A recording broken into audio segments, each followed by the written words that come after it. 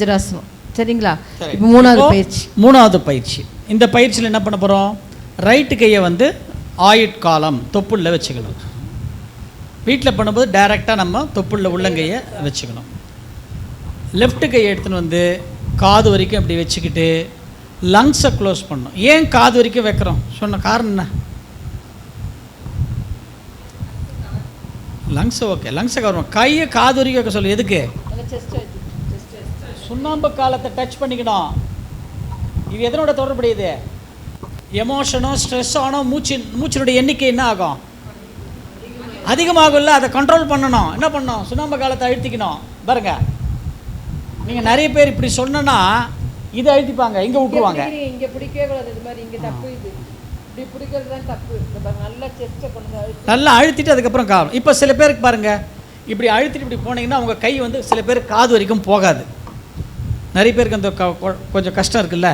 ஒன்றும் பண்ண வேண்டாம். இப்போ உங்கள் ரைட்டு கையை தொப்புளில் வச்சுங்க. ரைட்டு கையை தொப்புளில் வச்சுங்க.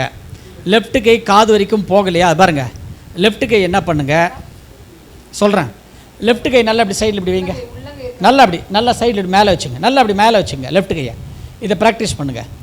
அப்படியே பெருந்துறை மார்க்கெட்டை ஒரு ரவுண்ட் அடிங்க. முதல்ல காதில் வைங்க, அதுக்கப்புறம் கை கிடைக்குதுங்க. இப்போ ஃப்ளெக்சிபிலிட்டி கிடச்சிரும் உங்களுக்கு. ஒரு 4 நாள் பண்ணுங்க. நம்ம எதுக்கோ சுற்றுறோம்ல. கை காது வரைக்கும் உங்களுக்கு வரலன்னா டெய்லி என்ன பண்ணுங்க அப்படின்னு கேட்டிங்கன்னா, ஒரு 15 நாளைக்கு வந்து தோசை சுடுங்க. தோசை சுடுங்கன்னா உங்கள் கிச்சனில் போய் சுட சொல்ல, வெறும் கை அப்படி வச்சுக்கிட்டு முதல்ல வந்து மினி இட்லி, சாம்பார் இட்லி, அதுக்கப்புறம் ஊத்தப்பம், அதுக்கப்புறம் பூரி, அதுக்கப்புறம் சப்பாத்தி, அதுக்கப்புறம் தோசை, அதுக்கப்புறம் செட் தோசை, அதுக்கப்புறம் மசால் தோசை, அதுக்கப்புறம் ஃபேமிலி தோசை. நல்லா கை அப்படி இந்த ப்ராக்டிஸ் பண்ண பண்ண பண்ண பண்ண பண்ண என்ன ஆகுன்னா உங்களுக்கு வந்து இதுக்கு வந்து ஃப்ளெக்சிபிலிட்டி உங்களுக்கு கிடச்சிடும். புரியுதுங்களா? நல்லா காது வரைக்கும் அழுத்திட்டு கை எப்படி க்ளோஸ் பண்ணிக்கணும்.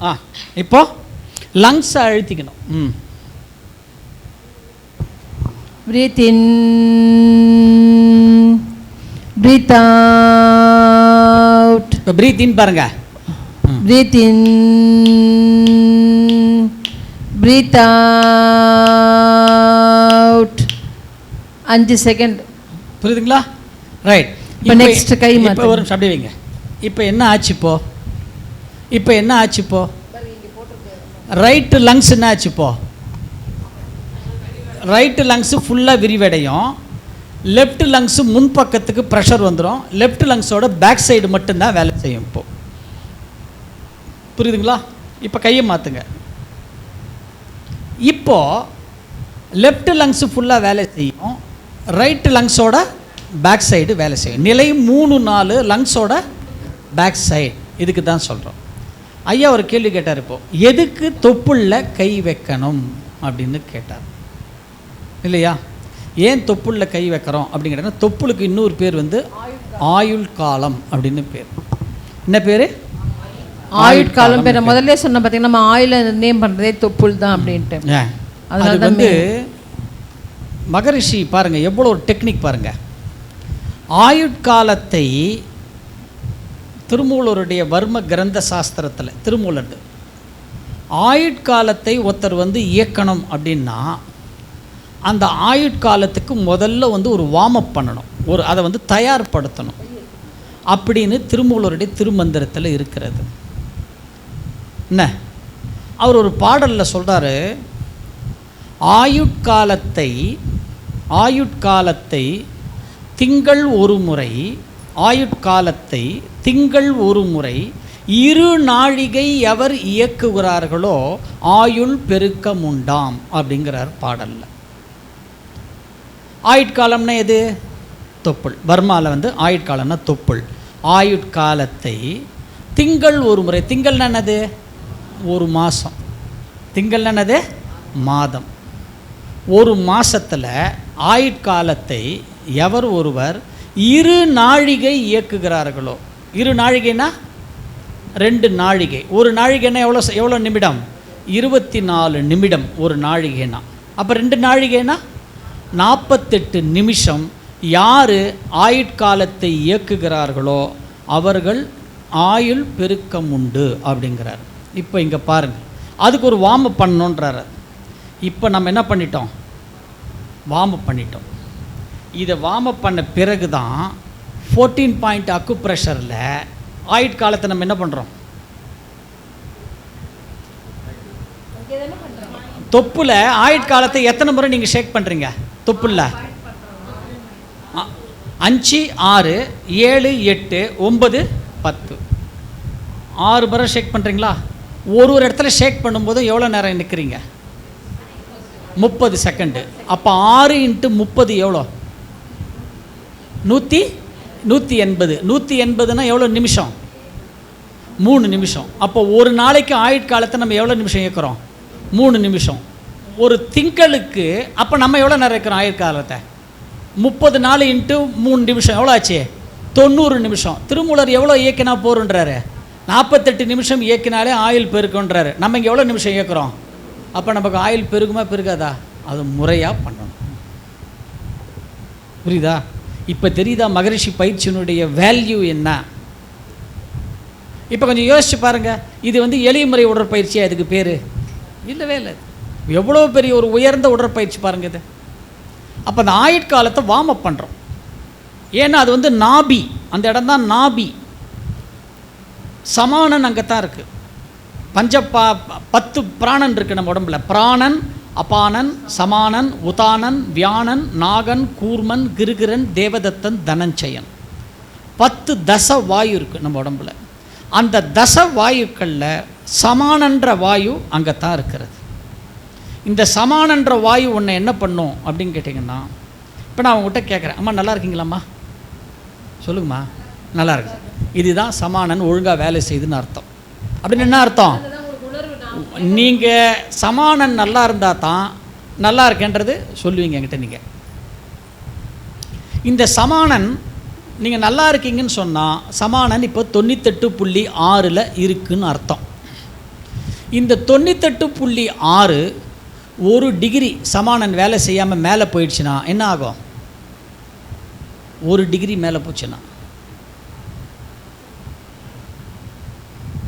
உடம்பெல்லாம் வலிக்குது, ஜுரம் வரா மாதிரி இருக்குன்னு சொல்கிறோம்ல, அதான் அது.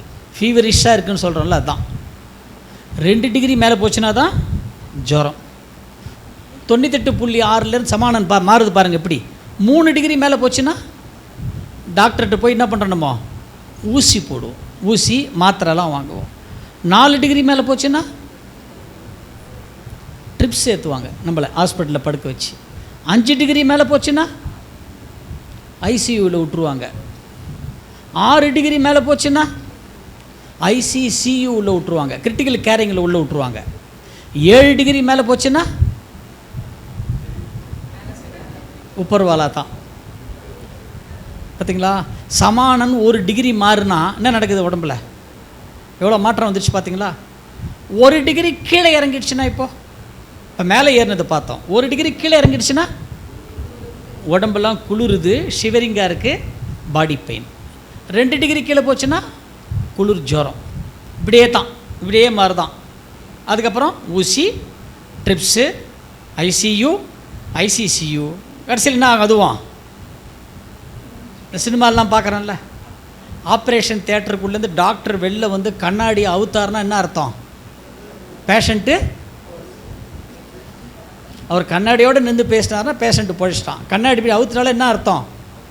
பேஷண்ட்டு போயிட்டான்னு அர்த்தம். நம்மளாக புரிஞ்சுக்கணும். ஜென்னி பிறந்துடும் ரிவர்ஸில் போச்சுன்னா. இப்போ பாருங்கள், இந்த சமானனை ஆக்டிவேட் பண்ணுறது தான் இந்த கை இப்படி வைக்கிறோம். நம்ம அதுக்கு தான் வைக்கிறோம், அதை ஃபார்ம் பண்ணுறது. சரிங்களா? அப்போ நிலை இப்போ நல்லா சொல்லுங்க பார்க்கலாம். நிலை 1, 2 என்ன மூச்சு? சித்தர் மூச்சு, சித்தர்களின் மூச்சு. நிலை 3, 4 எதுக்கு? நுரையீரலினுடைய பின்புறம். இப்போ நிலை 5. இப்போ என்ன பண்ணணும்? 2 கையும் சேர்த்து வைக்கணும். கரெக்டாக தான் இருக்கிறார். கரெக்டாக தான் சரி, என்ன கரெக்டாக தான் இருக்கு. கரெக்ட் தான், என்ன கரெக்டாக தானே இருக்கு.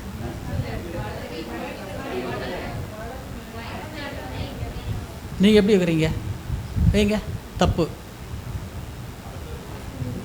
புஸ்தகத்தை சரியாக பார்க்கலையா? பாருங்கள், அம்மா கரெக்டாக வச்சுட்டாங்க பாருங்கள். கரெக்டு, அதான் கரெக்டுமா. இது பாருங்க, தப்பு.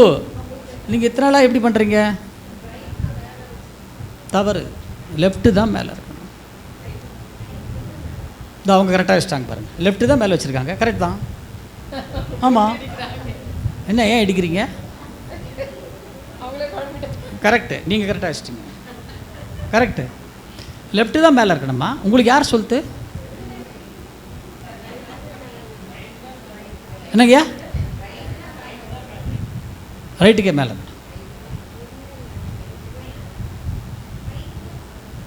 ரைட்டுக்கே மேலே இருக்குன்னு எத்தனை பேர் சொல்கிறீங்க இப்போ நீங்கள்? சரி, கீழே இருக்குங்க. லெஃப்ட் கை மேலேன்னு எத்தனை பேர் சொல்கிறீங்க?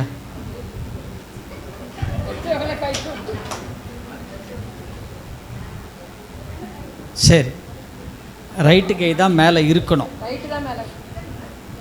உங்களை டெஸ்ட் பண்ணுறேன். ஒன்று.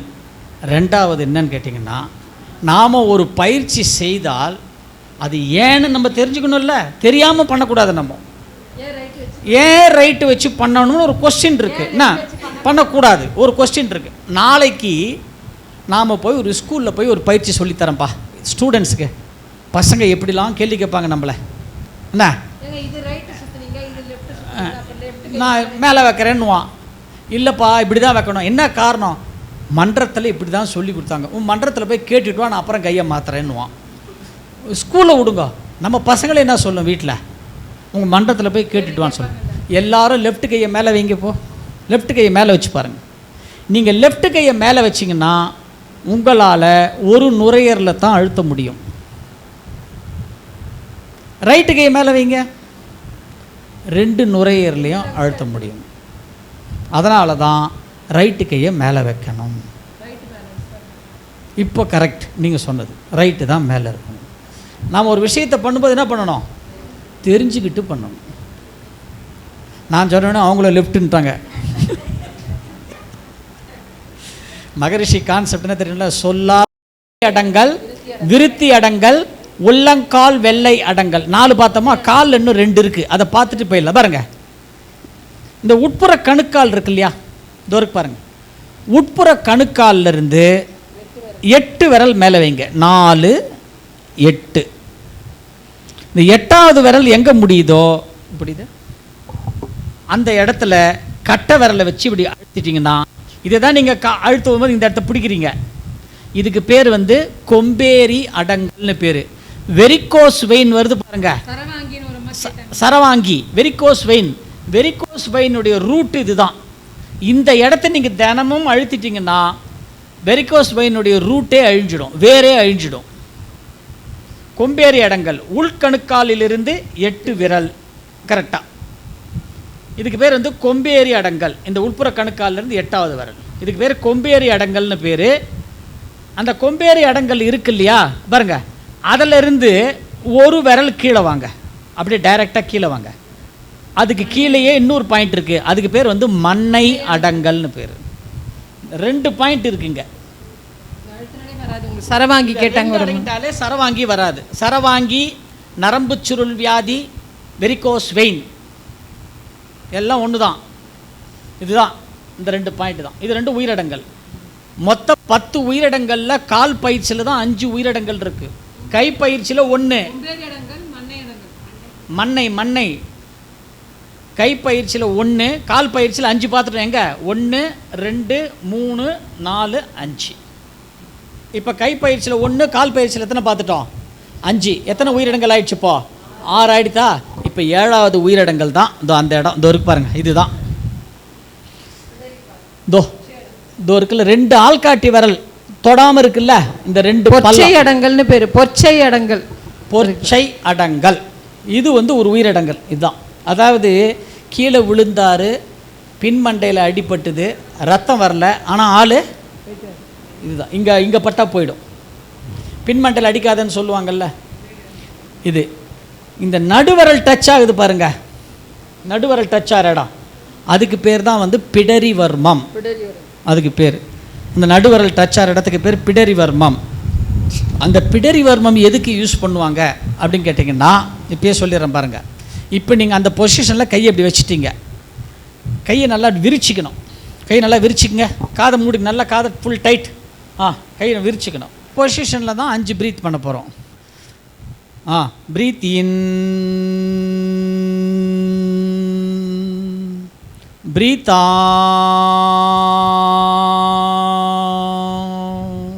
பண்ணுறோமா. இப்போது லங்ஸோட நடுப்புறம், இப்போ நடுப்புறம் வேலை செய்யுது இப்போ, சரிங்களா. அடிஷ்னலாக இங்கே பின்னாடி என்ன அப்படின்னு கேட்டிங்கன்னா, இந்த நடுவரல் போய் படுது பாருங்கள், 2 பள்ளம். நீங்கள் கை வச்சு பாருங்கள், ஒரு பள்ளத்தில் போய் தான் படுவோம். பெண்கள் வந்து பின்னல் ஸ்டார்ட் பண்ணுற பள்ளம், அந்த பள்ளம், அந்த பள்ளத்தை அழுத்தி விட்டுட்டிங்கன்னா அலர்ஜி சரியாயிடும்.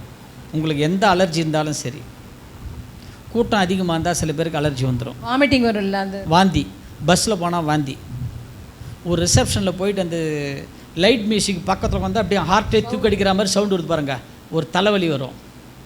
பெட்ரோல் ஸ்மெல் வந்தால் சில பேருக்கு தலைவலி, நெயில் பாலிஷ் ஸ்மெல்லு சில பேருக்கு தலைவலி, சில ஊதவத்தி ஸ்மெல்லு சில பேருக்கு தலைவலி, சில பூக்கள் ஸ்மெல்லு சில பேருக்கு தலைவலி, சில பேருக்கு வாந்தி எல்லாம் வரும். இதெல்லாம் என்னது? அலர்ஜி, ஒவ்வாமை. இந்த எந்த ஒவ்வாமை இருந்தாலும் அந்த இடத்த நீங்கள் அழுத்திட்டிங்கன்னா என்ன ஆகிடும்? உங்களுக்கு சரியாயிடும். 1, வாந்தி அதிகமாக எடுத்திங்கன்னா அந்த இடத்த அழுத்தி விட்டுட்டிங்கன்னா வாந்தி கண்ட்ரோலுக்கு வந்துடும். ப்ரெக்னெண்ட்டாக இருக்கிறாங்க, அவங்க வாந்தி கண்டினியூவாக எடுத்துக்கிட்டே இருக்கிறாங்க, முடியல, விலா எலும்பெல்லாம் பிடிச்சிக்கும் அப்படியே பாவம், அந்த இடத்த நீங்கள் அழுத்தி விடணும். இது அப்புறம் பெண்களுக்கு கர்ப்பப்பை சார்ந்த அத்தனை பிரச்சனைகளுக்கும் இந்த பிடரிக்காலம் ஒரு தீர்வு. ப்ளஸ் ஆண்களுக்கு, குறிப்பாக ஆண்களுக்கு, நம்ம குடும்பத்தில் இருக்கிற பசங்க, ஆம்பளை பசங்க, நம்ம பொம்பளை பசங்களுக்கு வந்து நம்ம என்ன பண்ணுறோம், 13, 14 வயசு வந்தோன்னா வயசுக்கு வந்துட்டான்னு சொல்லிட்டு அதுக்குன்னு உண்டான சில ரெஸ்ட்ரிக்ஷன்லாம் நம்ம கொடுக்குறோம் இல்லையா பெண் குழந்தைகளுக்கு. அந்த மாதிரி நம்ம ஆம்பளை பசங்களுக்கு நம்ம கொடுக்குறோமா அந்த ரெஸ்ட்ரிக்ஷன்? நம்ம குடும்பத்தில் கொடுக்குறதே கிடையாது நம்ம ஆம்பளை பசங்களுக்கு, இல்லையா?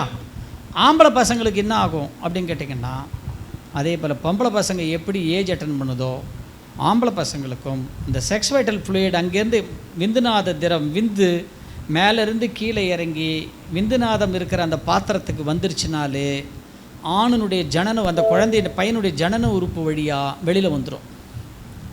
வெளியில் வந்த உடனே அப்போ என்ன ஆகும்? அது வரைக்கும் ஸ்லீப்பிங் மோடு, தூக்க நிலையில் இருந்த அணுக்கள் எப்போ கீழே இறங்கிடுச்சோ அப்போது அவேக்கனிங் மோடுக்கு வந்துடும், விழிப்பு நிலைக்கு வந்துடும்.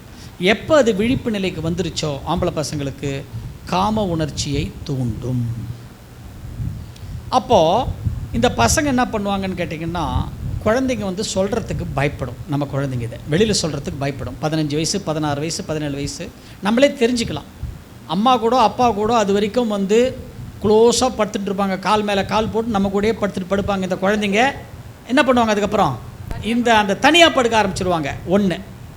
2வது, அது வரைக்கும் சின்ன குழந்தையாக பேசியிருந்த அவனுடைய குரல் திடீர்னு அவங்க அப்பா குரல் மாதிரி வந்துடும். என்னடா திடீர்னு அவங்க அப்பா குரலாம் ஃபோனில் கேட்டால் அப்பான்னு நினச்சிப்பாங்க எல்லோரும், அப்பா குரல் மாதிரி வந்துடும். அப்போ என்ன அர்த்தம்? அப்படின்னா ஆம்பளை பசங்களும் அந்த ஏஜுக்கு வந்துட்டாங்கன்னு அர்த்தம். அப்போது இதே ஒரு சில குழந்தைங்க பயப்படுவாங்க, பசங்க, நம்ம பசங்க. ஒரு சில பசங்க இது என்ன பண்ணுவாங்க? தவறான வழியில் போயிடுவாங்க, சுய இன்பம் அது மாதிரி தவறான வழியில் போயிடுவாங்க. தவறான வழியில் போயிட்டாங்கன்னா இந்த ஃப்ளூயிட் அதிகமாக இவங்க வந்து கனவின் மூலமாகவோ சினிமாக்கள் மூலமாகவோ வீடியோக்கள் மூலமாகவோ பார்த்து இதை வந்து படங்கள் இப்படி பார்த்து அது இது பண்ணாங்கன்னா நரம்பு தளர்ச்சி, பசங்களுக்கு படிப்பில் இருக்க கான்சன்ட்ரேஷன்னா இடம்போ டோட்டலி போயிடும்.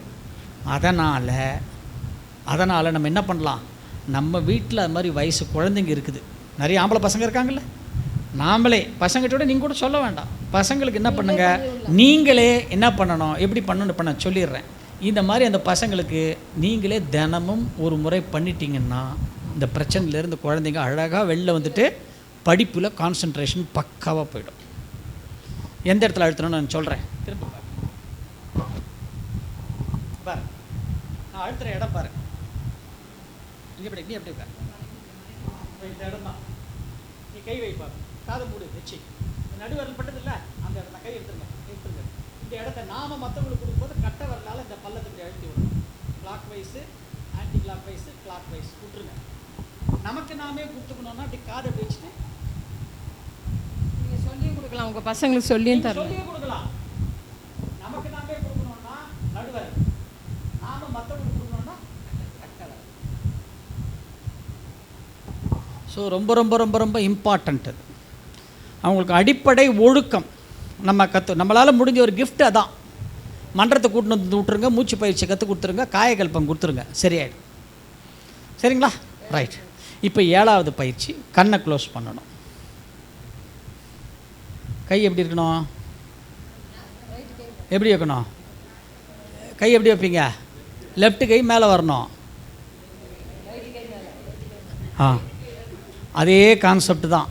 லெஃப்ட் கை மேலே வச்சு பாருங்கள், கண்ணு அழுந்தாது. ரைட்டு கை மேலே வைங்க, 2 கண்ணும் கரெக்டாக அழுத்த முடியும். புரியுதுங்களா? ரைட்.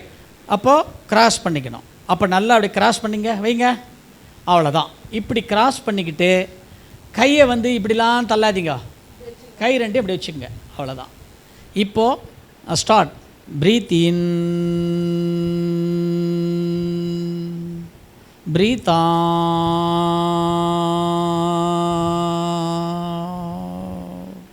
இந்த ரித்தமில் பண்ணணும். இப்போது லங்ஸோட மேல் பகுதி. இப்போ பாருங்கள், இப்போ சொல்லுங்க பார்க்கலாம். இப்போ டக் டக்குன்னு சொல்லுங்க பார்க்கலாம். நிலை 1, 2 வஜ்ராசனம், எது? சித்தர்களின் மூச்சு. நிலை 3, 4 சுகாசனம், நுரையீரலின் பின்பகுதி. நிலை 5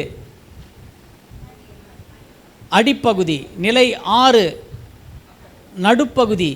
நிலை 7 மேல் பகுதி. புரியுதுங்களா? 1, 2 சித்தர்களின் மூச்சு, 3, 4 நுரையீரலின் பின்பகுதி, 5 நுரையீரலின் அடிப்பகுதி, 6 நுரையீரலின் நடுப்பகுதி, 7 நுரையீரலின் மேல் பகுதி. புரியுதுங்களா? இந்த மூச்சு பயிற்சிக்கு இன்னொரு பேர் என்ன அப்படின்னு கேட்டிங்கன்னா சரக்கலை அப்படின்னு பேர். இது பேர் என்னது? சரக்கலை அப்படின்னு பேர். சரக்கன்னா சரம்னா என்னது? சரம்னா என்னது? சரம்னா தொடர்ச்சின்னு அர்த்தம்.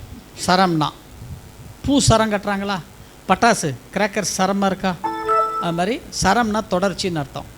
நீ நம்மளுடைய ஆயுள் தொடர்ச்சியாக இருக்கிறதுக்கு செய்யக்கூடிய பயிற்சிக்கு பேர் தான் சரக்கலை. இந்த மூச்சுக்கு பயிற்சிக்கு பேர் சரக்கலைன்னு சொன்னாலும், நாடி சுத்தின்னு சொன்னாலும், பிராணாயாமம்னு சொன்னாலும், மூச்சு பயிற்சின்னு சொன்னாலும், வாசி யோகம்னு சொன்னாலும் எல்லாம் வந்து ஒன்று தான். புரியுதா? திருமூலர் அவருடைய பாடலில் சொல்கிறாரு, சரம் தெரிந்தவரிடம். சரம் தெரிந்தவர்னா எது? இந்த மூச்சு பயிற்சி. யார் இந்த சித்தரனுடைய மூச்சை யார் இயக்கிட்டாங்களோ உதிரவிதானத்தை, சரம் தெரிந்தவரிடம் சரசமாடாதே. அப்படின்னு என்ன அர்த்தம்? யார் அந்த மூச்சு பயிற்சியாலும் அவங்ககிட்ட நீ சண்டை வச்சுக்காத, அவங்ககிட்ட வாக்குவாதம் போய் பண்ணாத. பண்ண என்ன நடக்குமா? சரம் தெரிந்தவர் பரம் பார்ப்பார். இந்த சரக்கலை மூச்சு யார் பண்ணுறாங்களோ அவங்க எப்பொழுதுமே பரத்தோட இணைப்பில் இருப்பாங்க. அவங்ககிட்ட நீ போய் ஒரு ஆர்குமெண்ட் பண்ணேன்னா அவன் வாயிலேருந்து ஒன்று வந்துருச்சுன்னா அது என்ன ஆகிடும்? உனக்கு அப்படியே பழிச்சிரும். இது நீ தெரிஞ்சுன்னு நீங்கள் யாரும் போய் சபிக்காதீங்க, பண்ணக்கூடாது அதெல்லாம் நம்ம. சரியா? பேர்பட்ட அற்புதமான கலை இந்த பயிற்சி. பாருங்கள், அந்த லங்ஸ் எங்கெங்கே இது வருதுன்னு கொடுத்துருக்கோம். அடுத்தது போங்க, இதான் கொடுத்துருக்கோம் பாருங்கள். Neuro muscular breathing exercise. இதில் படுத்துருக்கு பாருங்கள். Increases the usual capacity of the lungs which is normally about 6 litres. நுரையீரலினுடைய 6 லிட்டர் காற்றை உள்ளிழுக்கும் சக்தியை அதிகரிக்கும். 1. ரெண்டாவது என்ன பண்ணுறது பாருங்கள், 9 வர்மா பாயிண்ட் ஆக்டிவேட் பண்ணுது, இன்க்ளூடிங் நேவல்லையும் பெட்டர் ஹெல்த்து. அடுத்தது பாருங்கள், என்னது பாருங்க, நோ மோர் டயர்ட்னஸ். உடல் சோர்வு என்பது இல்லை. எப்போ? இந்த மூச்சு பயிற்சியை சரக்கலையை நம்ம பண்ணிட்டோம். அடுத்தது பாருங்கள், செல்ஸ் கெட்டு ரிப்ளேஸ்டு. செல்களுக்கு புத்துணர்ச்சி கிடைச்சிடுது. அடுத்தது ஆர்பிசி லெவல் இன்க்ரீசஸ். சிகப்பு ரத்த அணுக்களுடைய எண்ணிக்கை என்ன ஆகும்? அதிகமாகிடும். ஆர்பிசி அதிகமாயிட்டாலே எந்த பிரச்சனையும் நமக்கு வராது. அடுத்தது என்னது? ஹீமோக்ளோபின் லெவல் வந்து உங்களுக்கு மெயின்டைன் ஆகிடும். இம்யூனிட்டி லெவல், நோய் எதிர்ப்பு சக்தியை வந்து அதிகரிக்கும். அடுத்தது பாருங்கள், கடைசி லைன். கொரோனா பீரியடில் வந்து கொரோனா பீரியடில் வந்து கோடான கோடி மக்களினுடைய உயிரை காப்பாற்றிய ஒரு அற்புதமான பயிற்சி இந்த பயிற்சி தான். சரிங்களா? ரைட், அடுத்தது போங்க. இதுதான் பாருங்கள், இதுதான் நம்மளுடைய ஆயுட்காலம். எவ்வளோ போட்டிருக்கு? ஒரு நிமிடத்திற்கு 15 மூச்சு வீதம், 1 மணி நேரத்திற்கு 900 மூச்சு வீதம், 24 மணி நேரத்துக்கு 21,600 மூச்சு வீதம், ஒரு வருடத்திற்கு எவ்வளோ? 78,80,000 மூச்சு வீதம், 120 வருடத்திற்கு 94,60,80,000 மூச்சு. இதான் கடவுள் நமக்கு கொடுத்துருக்கிற பர்த் சர்டிஃபிகேட். பெருந்துறை கார்பரேஷனில் கொடுத்தது இல்லை, கடவுள் கொடுத்த பர்த் சர்டிஃபிகேட் தான். இதை பேஸ் பண்ணி தான் அவரவர்களுடைய கர்ம வினை பதிவுகள்லாம் வந்து வரும். அதெல்லாம் எப்படி வருதுன்றதை நாளைக்கு பயிற்சியில் நம்ம பார்க்க போகிறோம், நாளைக்கு தவத்தில் பார்க்க போகிறோம். நெக்ஸ்ட் இதுதான் வந்து இந்த மூச்சு பயிற்சி பண்ணும்போது நம்ம ஆயுட்காலம் எப்படி விரிவடையுது, மூச்சினுடைய எண்ணிக்கை நீங்கள் பண்ண எப்படி குறையுது அப்படிங்கிறத நாங்கள் டேப்லர் காலமாக கொடுத்துருக்குறோம். 25 வயசுலேருந்து ஒருத்தர் இந்த பயிற்சியை பண்ணிட்டாங்கன்னா, அதில் கொடுத்துருக்கோம் பாருங்கள், ஏஜ் அங்கே கொடுத்துருக்கோம். 25 வயசுலேருந்து ஒருத்தர் பண்ணாங்கன்னா அவங்க ஆயுட்காலத்தை கிட்டத்தட்ட 18 வருஷம் கூட்டிக்கலாம். 30 வயசில் இருக்கவங்க பண்ணால் 15 வருஷம், 40 வயசில் இருக்கவங்க பண்ணால் 11 வருஷம் உங்கள் ஆயுள் காலத்தை நீங்கள் கூட்டிக்கலாம். எல்லாம் எத்தனை வருஷம்? எல்லாம் வருஷ கணக்கு தான். நல்லா ஞாபகம் வச்சுங்க. ஒன்று யோசித்து பாருங்கள். நம்ம உறவுக்காருக்கு யாருக்காவது உடம்பு சரியில்லைன்னு சொல்லிட்டு இங்கே பெருந்துறையில் ஏதாவது ஒரு ஹாஸ்பிட்டலில் ஒரு ஐசியூவில் அட்மிட் பண்ணுறீங்க. ஐசியூவில் அட்மிட் பண்ணால் ஐசியூவில் ஒரு நாளைக்கு எவ்வளோ சார்ஜ் பண்ணுறாங்க? மினிமம் ஒரு 20,000 ரூபாய் வச்சு, 15,000 ரூபாய், 20,000 ரூபாய் வச்சுக்கலாமா? எவ்வளோ வச்சுக்கலாம்? 20,000 ரூபாய், 20,000 வச்சுக்கலாமா? 10,000 வச்சுக்கலாமா? ஒரு நாளைக்கு ஐசியூவில் 10,000 ரூபாயில் ஐசியூவில் ஒரு நாளைக்கு இருந்தாங்கன்னா 24 மணி நேரத்துக்கு எவ்வளோ கொடுக்கணும் நீங்கள்? 10,000 ரூபாய். திருப்பி அடுத்த 24 மணி நேரத்துக்கு இன்னொரு 10,000. அப்போது ஐசியூவில் நமக்கு என்ன பண்ணுறாங்க? ஆர்டிஃபிஷியல் ஆக்சிஜன் பம்பிங் கொடுத்து தான், செயற்கை சுவாசத்தை கொடுத்து தான் என்ன பண்ணுறாங்க? நம்மளை 24 மணி நேரம் நம்மளை வந்து ஹோல்டு பண்ணுறாங்க, மானிட்டர் பண்ணுறாங்க. அப்போது 24 மணி நேரம் உயிரை நிற்க வைக்கிறதுக்கு எவ்வளோ கொடுக்குறோம்? 10,000. இங்கே 18 வருஷம் 15 வருஷம் உயிரை தள்ளுறதுக்கு புரியுதா? அமௌண்ட்லாம் நான் சொல்ல மாட்டேன், புரியுதா? இப்போ புரியுதா அதனுடைய இம்பார்ட்டன்ஸ் என்னன்னு? ஆனால் இதை சொன்னால் கூட நாம் வந்து எடுத்துக்க மாட்டோம். ஏன்? அங்கன்னா 10,000 ரூபாய் கொடுக்குறோம் சார், இங்கேன்னா இங்கே இது வெறுமை தானே சொல்லித்தரீங்க, இதுக்கு என்ன அவ்வளோ மதிப்பு அப்படின்னு நம்ம சாதாரணமாக நினைக்கிறோம். நம்ம சாதாரணமாக நினைக்கிறோம். ஞாபகம் வச்சுங்க, நம்ம எது ஒன்றுத்துக்குமே வந்து இது கொடுத்தாதான். 1,4 லட்ச ரூபா கொடுத்து ஒரு ஸ்கூட்டி வாங்கினீங்கள்ல, எப்படி தொடச்சிங்க? ஒன்று பலப்பலான்னு தொடக்கிறீங்களா? உங்கள் வீட்டுக்காரர் ஒரு மிக்ஸி வாங்கி கொடுக்குறாரு, என்ன பண்ணுவீங்க? ஒரு ஃப்ரிட்ஜ் என்ன பண்ணுவீங்க? கிரைண்டர் என்ன பண்ணுவீங்க? தொடப்பீங்களா? ஒரு சின்னதாக பிரச்சனை வந்தால் உடனே என்ன பண்ணுவீங்க? அந்த மேனுவல் எடுத்து பார்ப்பீங்களா, ஏன் இந்த பிரச்சனை வந்தது, உடனே தூக்கும்போ, டீலர்கிட்ட எடுத்தும்போ சொல்கிறீங்களா? ஒரு கார் வாங்கினா நம்ம என்ன பண்ணுவோம்? ஒரு புல்லட் வாங்கினா என்ன பண்ணுவோம்? 30 நாளில் ஃப்ரீ சர்வீஸு, இல்லை 1000 kilometre, whichever is earlier. ஓடுறோமா இல்லையா? எல்லாத்துக்கும் ஓடுறோமா? ஆனால் இந்த ஏன் அதுக்கெல்லாம் நீங்கள் ஓடுறீங்க? காரணம் என்ன? காசு கொடுத்து, அதெல்லாம் துட்டு கொடுத்து வாங்கினது, இது ஃப்ரீயாக வந்தது. அதனால் இதுக்கு நம்ம வந்து மதிப்பே கொடுக்கறது கிடையாது. ஃப்ரீ இது. இன்றைக்கி காலையில் இங்கே எத்தனை பேர் நியூஸை பார்த்தீங்க? இன்றைக்கி காலையில் டிவி நியூஸ் இன்றைக்கி காலையில் எத்தனை பேர் பார்த்தீங்க? ஒரு ஸ்கீம் ஒன்று வரப்போகுது, எல்லா நாடுகளும் சேர்ந்து டிஸ்கஸ் பண்ணுறாங்க. தெரியாதா? இன்றைக்கி காலையில் ஒரு நியூஸு, இன்னைக்கு காலையில் நியூஸு, திருமணமானவர்கள் அந்தந்த நாட்டு கரன்சியில் குழந்தை பெற்றுக்கணுன்னா அரசாங்கத்துக்கிட்ட அனுமதி வாங்கிக்கிட்டு 5 லட்சம் ரூபா கட்டிட்டு தான் குழந்தை பெற்றுக்கணும்.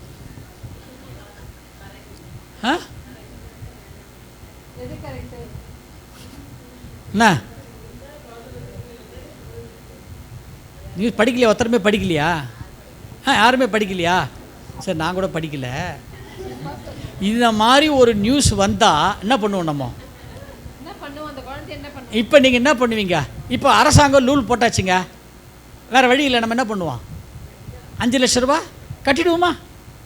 இப்போ நமக்கு பேரனோ பேத்தியோ இல்லை நம்ம வீட்டில் பொண்ணோ பையனோ வந்துருச்சு அது குழந்தை. இப்போ என்ன பண்ணுவீங்க? அந்த குழந்தைய கொஞ்சம் என்ன பண்ணணும்? ஐயோ 5 லட்சம் பார்த்து பார்த்து பார்த்து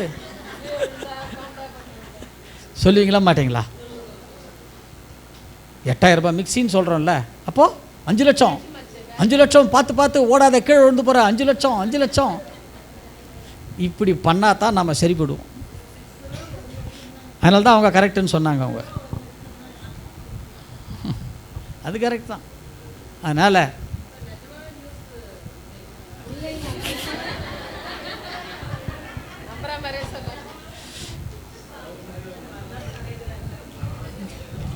இல்லை, இதில் இப்படி ஏதாவது பயமுறுத்தினா தான் நம்ம பண்ணுவோம் ஒரு விஷயத்தை. சரிங்களா? ஒரு அற்புதமான பயிற்சி இந்த மூச்சு பயிற்சி. ரைட், கோ. ஓகே, நெக்ஸ்ட் நம்ம கண் பயிற்சிக்குள்ளே போயிடலாமா இப்போது? ரைட்.